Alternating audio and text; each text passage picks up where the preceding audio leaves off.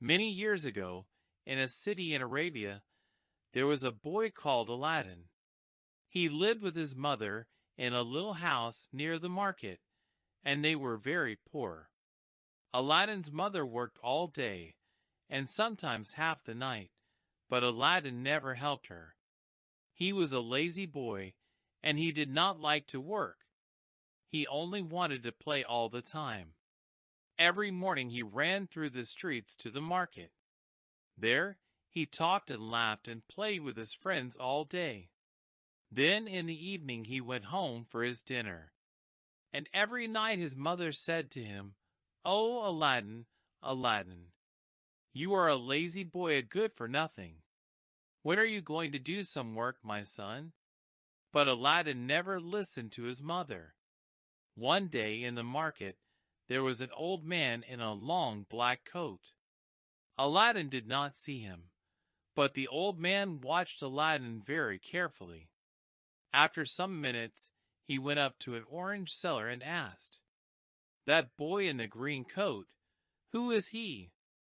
"Aladdin, son of Mustafa," was the answer. The old man moved away. "Yes," he said quietly. "Yes, that is the boy. The right name and the right father." Then he called out to Aladdin, "Boy, come here for a minute. Is your name Aladdin? Aladdin, son of Mustafa?" Aladdin left his friends and came to the old man. "Yes," he said, "I am Aladdin, son of Mustafa. But my father is dead. He died 5 years ago." "Dead?" said the old man. "Oh, no!" He put his face in his hands and began to cry. "Why are you crying?" asked Aladdin. "Did you know my father?" The old man looked up. "Mustafa was my brother," he said. "I wanted to see him again, and now you tell me he is dead. Oh, this is not a happy day for me." Then he put his hand on Aladdin's arm. "But here is my brother's son, and I can see Mustafa in your face, my boy. Aladdin, I am your uncle, Abanazar." "My uncle?" said Aladdin. He was very surprised. "Did my father have a brother? I didn't know that." "I went away before you were born, my boy," said the old man. "Look!" He took 10 pieces of gold out of his bag and put them into Aladdin's hands. "Go home to your mother and give this money to her. Tell her about me and say this: her husband's brother wants to meet her, and he is going to visit her tomorrow." 10 pieces of gold is a lot of money, and Aladdin was very happy. He ran home quickly and gave the gold to his mother. At first, she was afraid. "Where did you get this, Aladdin? Did you find it? It isn't our money. You must give it back." "But it is our money, mother," said Aladdin. "My uncle, my father's brother, gave the money to us. Uncle Abanazar is coming to visit us tomorrow." "Who? You don't have an Uncle Abanazar." "But he knows my name and my father's name," Aladdin said. "And he gave 10 pieces of gold to me. He's very nice. You must make a good dinner for him." The next day Abanazar arrived at Aladdin's house. "My sister," he said and smiled. "My dead brother's wife. I am happy to find you in Aladdin." "Sit down, Abanazar. We're happy to see you in our poor home," Aladdin's mother said. She put meat, rice, and fruit on the table. "But I don't understand. Why did my husband never speak about you?" "I'm sorry, my sister.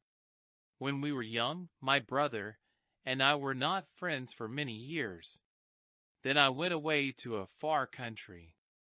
I am an old man now, and wanted to see my brother again and take his hand. But he is dead, and I cannot speak to him or say goodbye to him now." Abanazar had tears in his eyes, and Aladdin's mother began to cry too. "But I am home again now," the old man said, "and I can help my brother's wife and his son, because I am a rich man." He looked at Aladdin. "Aladdin, my boy, what work do you do?" Aladdin did not answer, and his face was red. "Oh, don't ask Aladdin questions about work," his mother said. "He never works. He plays with his friends all day, and only comes home when he is hungry. Well, my boy, tomorrow we must get a new coat for you. Then we can talk about work. Would you like to have a shop in the market, perhaps?" Aladdin smiled. A shop, he thought, and me, a rich market seller. Why not? Early the next morning, Abanazar arrived at Aladdin's house, and then he and Aladdin walked to the market. "First of all, we must look at coats," Abanazar said. Soon Aladdin had an expensive new coat, and he felt very happy. Then Abanazar and Aladdin walked through the market and looked at the shops. They drank coffee, talked to people, and had a very good dinner. It was a wonderful day for Aladdin. On Friday, when the market was closed, Abanazar took Aladdin to the beautiful gardens in the city. They walked under the trees and talked about a shop for Aladdin. "You are very good to me, uncle," Aladdin said. Abanazar smiled. "But of course," he said, "you are my brother's son. Now, let us leave the city and go up into the hills. There is something wonderful there, and you must see it." They left the gardens, walked past the Sultan's palace, and out of the city up into the hills. They walked for a long time, and Aladdin began to feel tired. "It's not far now," said Abanazar. "We're going to see a beautiful garden, more beautiful than the garden of the Sultan's palace." At last Abanazar stopped. "Here we are," he said. Aladdin looked, but he could see no gardens on the hills. "Where is this garden, uncle?" he said. "First we must make a fire," said Abanazar. Aladdin did not understand, but he made a fire for his uncle on the ground.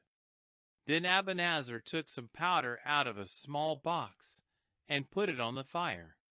He closed his eyes and said, "Abracadabra slash." At once the sky went dark. Black smoke came from the fire, and the ground under the fire began to open. Then the smoke went away, and in the ground there was now a big white stone with a ring in it. Aladdin was very afraid. He began to run away, but Abanazar took his arm and hit him on the head. For a minute or two Aladdin could not speak or move. Then he cried, "Why did you do that, uncle?" "You must be a man now, not a child," said Abanazar. "I am your father's brother, and you must obey me. Don't be afraid. In a short time you're going to be a rich man. Now listen carefully." He took Aladdin's hand. "Only you can move this stone. Put your hand on the ring and say your name and your father's name." Very afraid, Aladdin put his hand on the ring. It was not hot, but very cold. "I am Aladdin, son of Mustafa," he said. The stone moved easily, and now Aladdin could see stairs under the ground. "Go down those stairs," Abanazar said, and then through 4 big rooms. In the last room there is a door into a garden, and under one of the trees there is a lamp. You can take some fruit from the trees, but first you must find the lamp. Bring the lamp to me." "Please come with me, uncle," Aladdin said. "No, only you can do this, my boy." Abanazar took a gold ring off his finger and gave it to Aladdin. "This ring is magic and can protect you," he said. "Be careful and bring me the lamp quickly." Aladdin put the ring on the little finger of his left hand and began to go down the stairs. It was dark and he was afraid, but he was more afraid of Ebenezer. And Aladdin was right to be afraid, because Ebenezer was not his uncle. He was a magician from Morocco, and he wanted this lamp very much. It was a magic lamp, and only a poor boy from the city could get it for him, a boy called Aladdin. Aladdin went down 100 stairs and into the first room. Down here, it was not dark, and he went quickly through the rooms to the door into the garden. There were trees in the garden, with beautiful fruit of different colors, white, red, green, and yellow. He soon found the lamp under one of the trees. "Why does my uncle want this dirty old lamp?" he thought. He put it in his pocket. Then he began to take fruit from the trees, and to put it in every pocket of his coat. After that he went back to the stairs and began to go up. Soon he could see Ebenezer and the blue sky. "Give the lamp to me," Ebenezer said, and put out his hand. "Quickly, boy, the lamp." Aladdin could not get the lamp out of his pocket because it was under the fruit. He looked at Ebenezer's angry face and was afraid. "First help me out, then you can have the lamp," he said. "Please, uncle." "First the lamp," cried Ebenezer. "Give me the lamp." "No," Aladdin said. "You good for nothing. You dog. You and the lamp can stay down there." Angrily, Ebenezer ran to the fire and put more powder on it. "Abracadabra," he called. The big white stone moved again, and now Aladdin could not see the sky. He was in the dark, under the ground, and could not get out. "Uncle Ebenezer! Uncle!" Aladdin hit the stone, but nothing moved. "Don't leave me here." "Please!" Aladdin put his ear to the stone, but he could hear nothing. "I am Aladdin, son of Mustafa," he said, and listened again. But the stone did not move. Then Aladdin began to cry. "What am I going to do?" he thought, and put his head in his hands. After a time he began to feel hungry, and took some of the fruit out of his pocket. He put some in his mouth, but he could not eat them. "These are stones, not fruit," he thought. "I'm going to die down here." For 3 days and 3 nights Aladdin sat on the stairs and waited, but no help came. On the 3rd day he remembered Ebenezer's ring on his finger, the ring to protect him. He could not see the ring in the dark, so he put his right hand on it. Whoosh! There was a sudden noise, and blue smoke came out of the ring. And then, out of the smoke came a big genie. "I am here, master, I am here," the genie cried. "I am the slave of the ring. What is your wish?" Aladdin was very surprised and very afraid. At first he could not speak, then he said, "Take me out of here." "To hear is to obey," the genie said, and a second later Aladdin was back on the hills under the blue sky. There was nobody there, and the fire was cold and black. Happily, Aladdin began to walk home. When he got there, his mother was very happy to see him. "Oh, Aladdin!" she cried. "What happened to you? And where is your uncle?" "Ebenezer is not my uncle, mother. He is a magician and a bad man. He nearly killed me." Then Aladdin told his mother all about the fire, the magic stone, and the garden under the ground. "Oh, I am very tired, mother," he said. "I must sleep." Aladdin closed his eyes and slept for many hours. The next morning he opened his eyes and said, "Mother, I'm hungry." "My son, I'm sorry," she said. We have no rice or meat in the house. We have nothing. I must sell your new coat and get some rice with the money." Then Aladdin remembered the lamp from the garden. "Wait a minute, mother," he said. "Take this lamp and sell that first." "That dirty old thing?" Aladdin's mother said. "I must clean it first." She began to rub it and whoosh! Noise, fire, and red smoke came from the lamp, and out of the smoke came a very big genie. "I am the slave of the lamp," cried the genie. "What is your wish, mistress?" Aladdin's mother was afraid and could not speak, but Aladdin said, "Bring rice and meat to us. We are hungry." The genie went away and came back in a second with rice, meat, bread, and fruit on 12 gold plates. He put the plates in front of them and went away. Aladdin and his mother ate and ate. Then Aladdin took one of the plates to the market and sold it for 2 pieces of gold. Every day after that, Aladdin rubbed the lamp. And when the genie came, Aladdin said, "Bring us rice and meat." And every day he sold the gold plates. Soon, Aladdin and his mother were rich. 5 years later, Aladdin had a shop in the market, and 3 market sellers worked for him. The sellers liked Aladdin because he was good to them. The market children liked Aladdin too, because he gave them money when he walked past. Everybody liked Aladdin. Aladdin's mother never called her son a good-for-nothing now. They had a nice house near the gardens, and she had many beautiful things. But only Aladdin and his mother knew about the magic lamp and the genie. One day Aladdin heard a noise in the street and stopped to listen. "The Sultan's daughter is coming," he heard. "Princess Badrulbudur is coming." 6 slaves carried the princess through the streets in a litter, and the people stopped to watch. "Princess, Princess Badrulbudur," they called.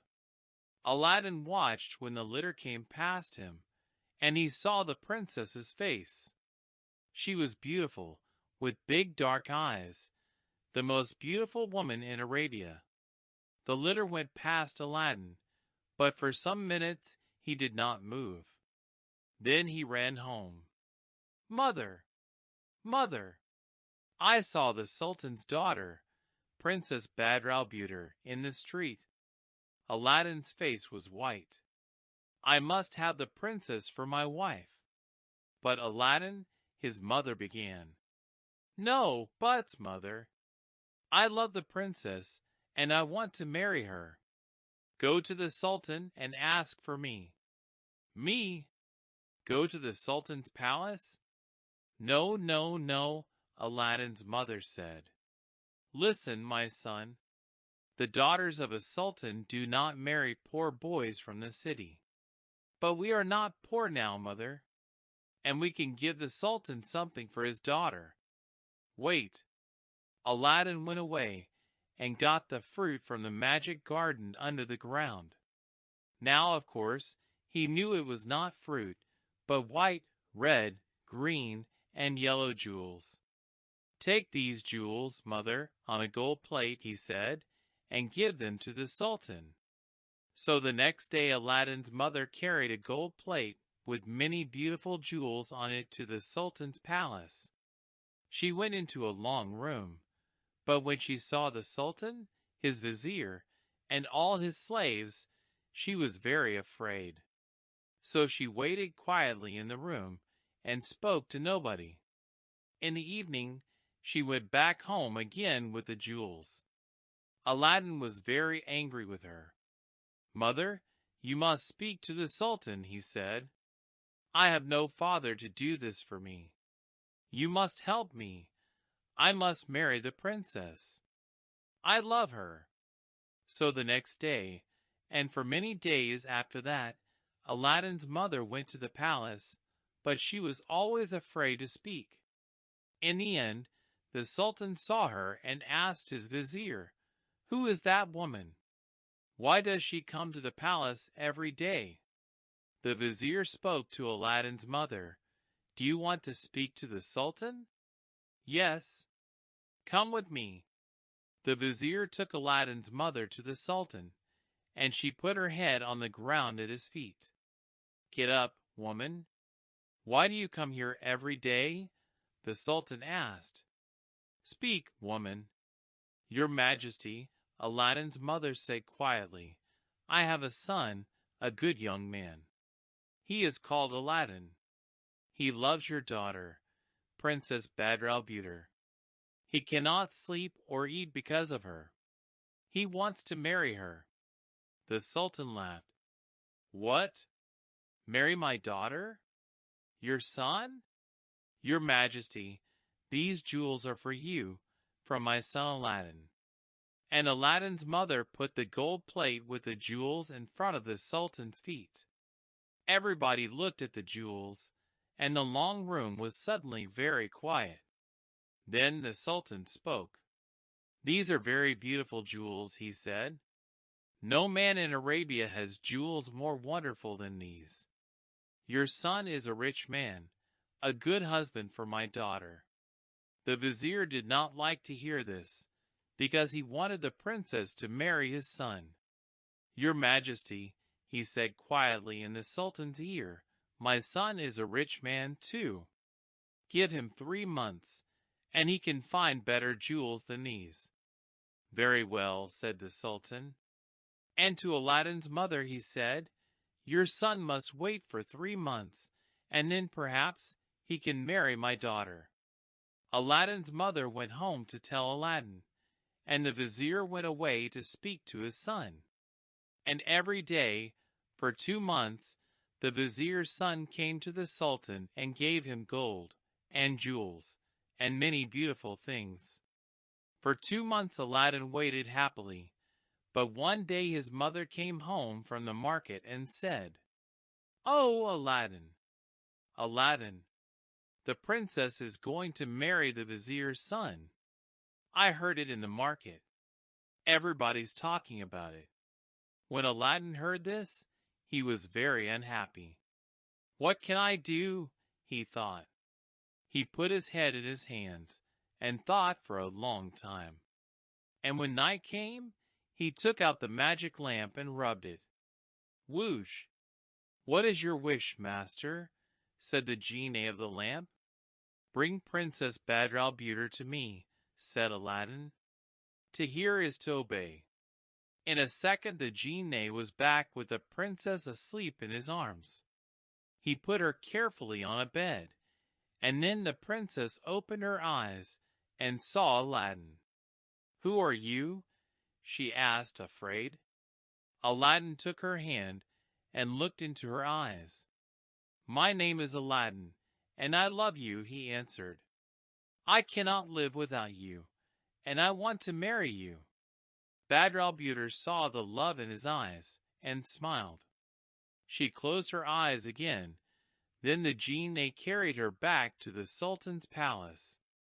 The next morning she remembered Aladdin's eyes. There is no love in the eyes of the vizier's son, she thought. He thinks only of gold and of jewels. So the princess went to her father. I do not want to marry the vizier's son, she said. I want Aladdin for my husband. The Sultan was very surprised. What can we do? He said to his vizier. My daughter wants to marry this man Aladdin. He is a rich man, it is true, but who is he?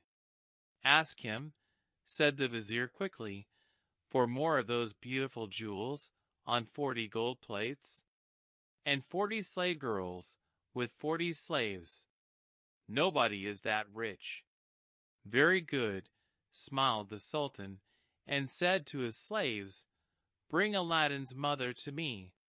When Aladdin's mother arrived, the Sultan said, So, your son wants to marry my daughter. But first he must give me 40 gold plates with jewels. 40 slave girls with 40 slaves must carry the plates to me. Then my daughter can be his wife." Aladdin's mother went home and told her son, and Aladdin smiled. This was easy for the genie of the lamp, of course, and the next day, when Aladdin went to the palace, everybody in the city came out to watch. First came 40 slave girls in dresses of gold, and every girl carried a gold plate with wonderful jewels on it. After them walked 40 slaves in coats of gold. And last came Aladdin on a beautiful white horse. "What do you say now?" the Sultan said quietly to the vizier when he saw all these wonderful things.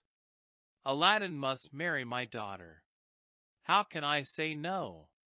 And the Sultan went to Aladdin and took his hands.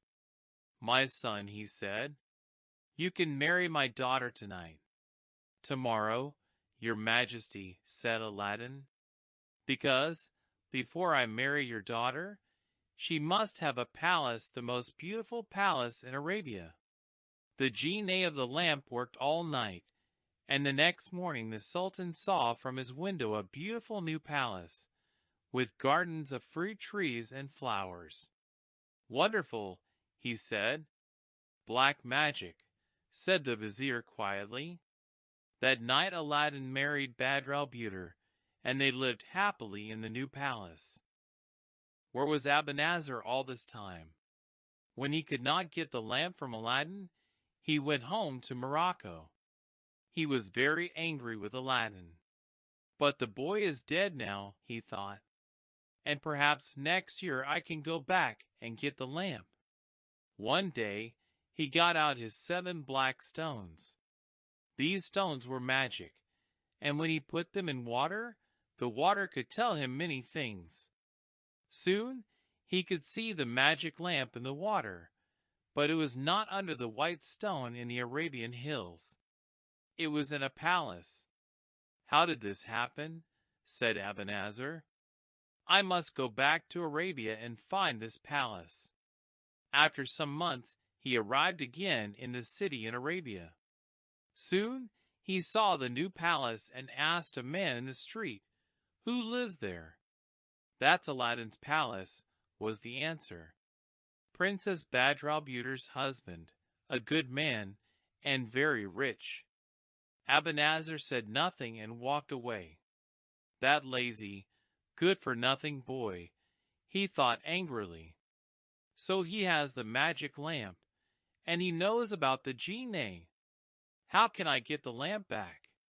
For the next week Abanazar watched Aladdin's palace. One day Aladdin and his friends left the palace to go hunting in the hills. "Good," Abanazar thought, "now I can get the lamp." After Aladdin left, Princess Badr-al-Budur went into the palace gardens. She sat under a tree and looked at the flowers.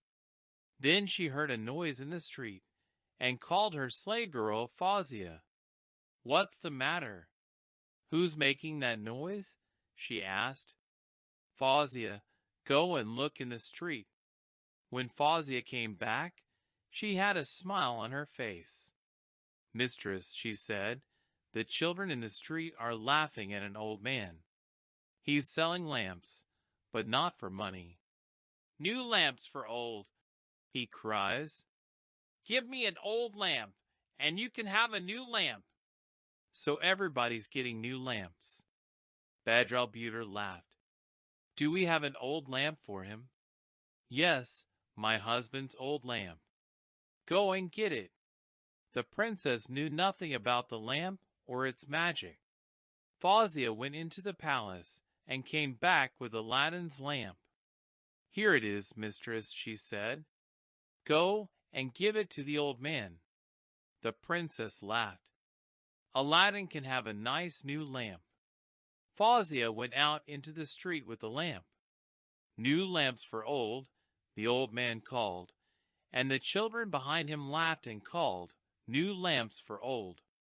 The old man, it was Abanazar, of course, saw the lamp in Fawzia's hands, and knew it at once because of the picture in the water of his magic stones. He took the old lamp, gave a new lamp to Fawzia, and then quickly walked away. He walked out of the city into the hills. Then he took out the lamp and rubbed it. Whoosh! At once the genie of the lamp came to him. "I am here, master," he said. "What is your wish?" "Carry Aladdin's palace, the princess, and me back to Morocco at once," Abanazar said. "The Sultan can kill Aladdin for me. To hear is to obey." In a second Abanazar, the palace, the gardens, and the princess were in Morocco. And in front of the Sultan's palace there was now only a little red smoke. In the evening Aladdin and his friends finished hunting and began to go home. Suddenly a friend said, "Aladdin, look! The Sultan's men are coming, with swords in their hands. What do they want?" "I don't know," Aladdin answered. When the Sultan's men arrived, they said, "Aladdin, we must take you to the Sultan. He's very angry." "Why?" asked Aladdin, but the men could not tell him. In his palace, the Sultan took Aladdin to a window. "Where is your palace?" he cried angrily. "And where is my daughter? Answer me." Aladdin looked out of the window. There was only the ground and the sky, no palace, no gardens, nothing. He closed his eyes, opened them, and looked again, and he had no answer for the Sultan. "It's black magic." "I always said that," the vizier said quietly in the Sultan's ear. "Your Majesty." Aladdin put his head at the Sultan's feet. "Kill me now, I do not want to live without Badrulbudur." There were tears in his eyes. "Find her in 40 days, or you die," the Sultan said. "I hear and obey, your Majesty," Aladdin answered. But without his magic lamp, what could Aladdin do? He went out from the city, and looked for his wife and his palace, but of course he did not find them. After 37 days, he sat by a river and cried, "Oh, Badrulbudur, my love, where are you? Where can I look now?" He put his hands into the water of the river, and then he saw the magician's ring on his little finger. He began to rub it. Whoosh! Out of the blue smoke came the genie of the ring. "What is your wish, master?" he asked. "Find my wife and bring her back to me," answered Aladdin. "Please, master, I cannot do that. The genie of the lamp took the princess away, and only the genie of the lamp can bring her back. But I can take you to her." "Take me then, quickly." To hear is to obey. It is many, many miles from Arabia to Morocco, but Aladdin was there in a second, and there was his palace in front of him. He went into the gardens and looked up at the windows. "Badrulbudur," he cried, "are you there?" In the palace Badrulbudur heard him. "Is that Aladdin?" she thought. "But he is far away in Arabia." She went to the window, opened it, and looked out. "Aladdin," she cried, "oh, my love!" For the first time in many days, Aladdin smiled. "Come up, quickly," the princess called. "The magician is not here now." Her slave girl ran down and opened a little door into the gardens. Aladdin ran up to the princess's rooms, and in a second she was in his arms. "Oh, my love," the princess said, "a bad man carried me here. A magician. His name is Abanazar, and I am going to kill him," said Aladdin. "Tell me, does he have my old lamp?" "Yes," Badrulbudur said. "He always carries it with him. I know about its magic now, because he told me. Oh, why did I give it away?" "Listen, my love," said Aladdin. "I'm going to give you some sleeping powder. When he comes here again, you must give him a drink and put the powder in it. When he is asleep, I can kill him. Don't be afraid. I'm going to take you home very soon. Now for some good magic." He began to rub his ring. Whoosh! "What is your wish, master?" said the genie of the ring. "Bring me some sleeping powder," said Aladdin. "To hear is to obey." In a second the genie was back with some sleeping powder. Then Aladdin and the princess waited for Abanazar. In the evening, they heard him on the stairs. "Don't be afraid," Aladdin said quietly to his wife. "I am in the next room and can be with you in a second." He went quickly into the next room and stood behind the door. Abanazar opened the door of Badrulbuter's room and came in.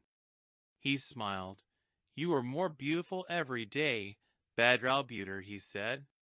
"Your husband, that good-for-nothing Aladdin, is dead now. You must marry me.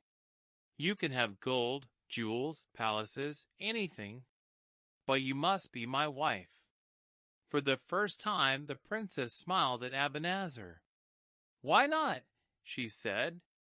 "You are a rich man, and I am happy here." "Yes, let's drink to that." And she gave him a tall gold cup with the drink and the powder in it. "Let us drink from one cup, Abanazar," she said, and smiled at him. "You first, then me. In my country new husbands and wives always do this." To Badrulbuter, the most beautiful woman in Morocco, Abanazar said happily, "And my wife." He looked into Badrulbuter's eyes and began to drink. Very afraid, the princess watched him. But it was a good sleeping powder, and after 5 seconds Abanazar's eyes closed and he was asleep. The princess ran to the door of the next room. "Quick, Aladdin," she called. Aladdin ran in with his sword and saw the sleeping magician. "Well done, my love," he said. "Now go into the next room and do not watch." Badrulbuter ran to the next room and closed the door. Aladdin put his hand in Abanazar's pocket, took out the lamp. He put it carefully into the pocket of his coat, and then stood up. The sword did its work quickly, and Abanazar never opened his eyes again. The princess came back into the room and ran to Aladdin. He took her in his arms. "The magician is dead," he said, "and now we can go home." He began to rub the lamp. Whoosh! Fire and red smoke came from the lamp. The princess watched, afraid. "I am here, master," said the genie of the lamp. "What is your wish?" "Carry this palace, Badrulbuter, and me back to our city in Arabia. But leave that dog Abanazar here." "To hear is to obey," said the genie. When the Sultan looked out of his window and saw Aladdin's palace again, he was a happy man. And when he took his daughter in his arms, he was the happiest man in Arabia. From that day, Aladdin and Badrulbuter lived happily in their palace. They lived for many years and had many children. But Aladdin always carried the magic lamp with him, day and night.